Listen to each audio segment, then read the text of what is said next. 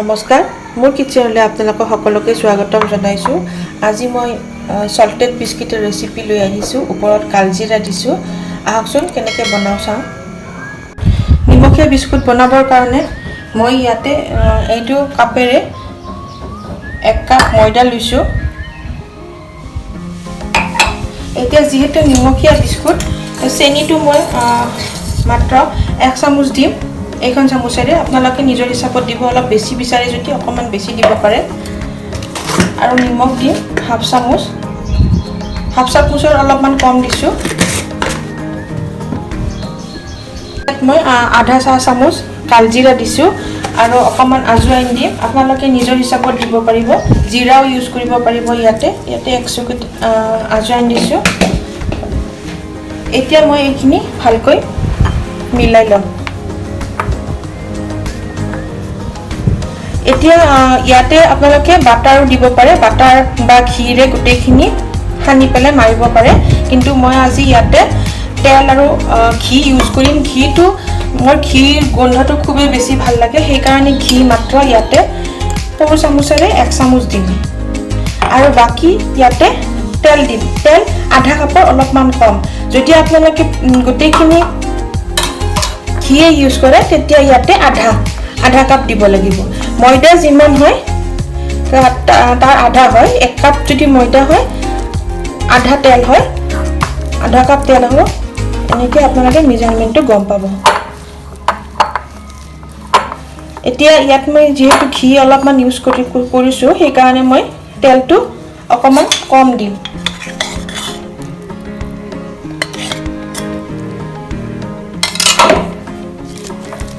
এতিয়া ভালকৈ মুঠি লওঁ।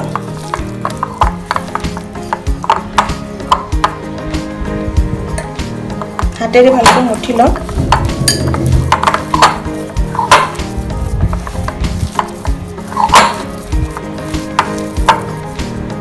মোৰ মঠা হৈ গৈছে, খুব সফট হৈছে। চাওক এতিয়া এখন প্লেট ল'ম।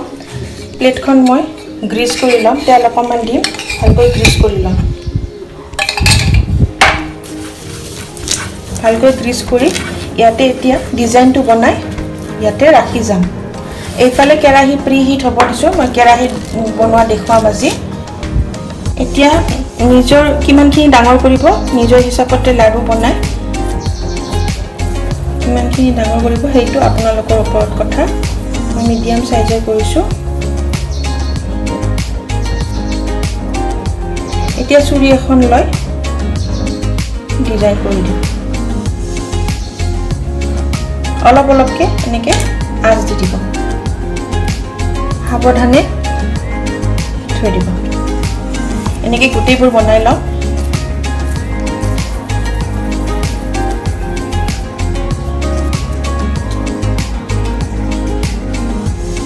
বহুত বেছি জোৰে কৰি নিদিব।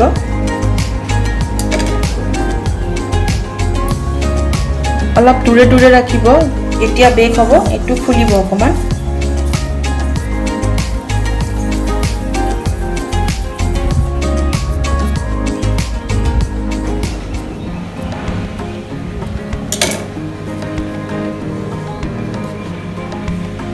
বিস্কুটৰ শেপছ দিয়া অলৰেডি হৈ গৈছে মোৰ। ইয়াতে আকৌ দুটামান কালজিৰা এনেকৈ ছটিয়াই দিম।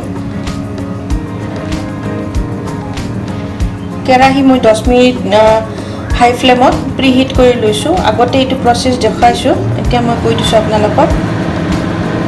মই কেৰাহীত প্লেটখন বহুৱাই আৰু ঢাকনখন ভালকৈ যাতে দিব। ভালকৈ যদি ঢাকনখন ভালকৈ নিদিয়ে ভিতৰৰ গৰম হাৱাটো ওলাই আহিব, ভালকৈ বেক নহ'ব বিস্কুট। এতিয়া ঢাকনখন মই ভালকৈ দি 25 মিনিটছৰ কাৰণে একদম লো ফ্লেমত বেক কৰিম। বিস্কিটখিনি এতিয়া সম্পূৰ্ণ হৈ গৈছে। মই বহুত গৰম আছে। মই এনেকৈ এখন উঠাই চাম। চাব বেক চাইডটো যেতিয়া অকণমান ৰঙা ৰঙা হয় আৰু ফুটা ফুটা নিচিনা হৈ গৈছে তেতিয়া জানিব বিস্কিটখিনি কমপ্লিট হৈ গৈছে। ওপৰখিনি আপোনালোকে লাৰি গম নাপায় কাৰণ এইখিনি ঢিলা হৈ থাকিব। ঠাণ্ডা হ'লেহে এইখিনি ক্ৰিস্পি হ'ব। মোৰ আগতে 25 মিনিটছ দিছিলোঁ, তাৰপিছত আকৌ 15 মিনিট দিছোঁ। টোটেল মোৰ 40 মিনিটছ 40-45 মিনিটছ লাগিছে বেক কৰোঁতে। এতিয়া ঠাণ্ডা হ'লে মই পৰিৱেশন কৰিম। মোৰ বিস্কিটেৰ ৰেচিপি সম্পূৰ্ণ হৈ গৈছে। ঠাণ্ডা হ'লে ক্ৰিস্পি হ'ব। মই এখন ভাঙি দেখুৱাম। চাওক ভিতৰৰ ফালে। আপোনালোকে এনেকৈ বনাব আৰু মোৰ লগত শ্বেয়াৰ কৰিব আৰু কেনে পালে জনাব। আপোনালোকে ভিডিঅ' ভাল পালে প্লিজ লাইক কমেণ্ট শ্বেয়াৰ আৰু ছাবস্ক্ৰাইব কৰিব আৰু ওচৰত থকা বেল আইকনটো প্ৰেছ কৰিব। তেতিয়া মই নতুন ভিডিঅ' আপলোড কৰিম আপোনালোকে নটিফিকেশ্যন পাই যাব। আজিলৈ আহিছোঁ, ধন্যবাদ।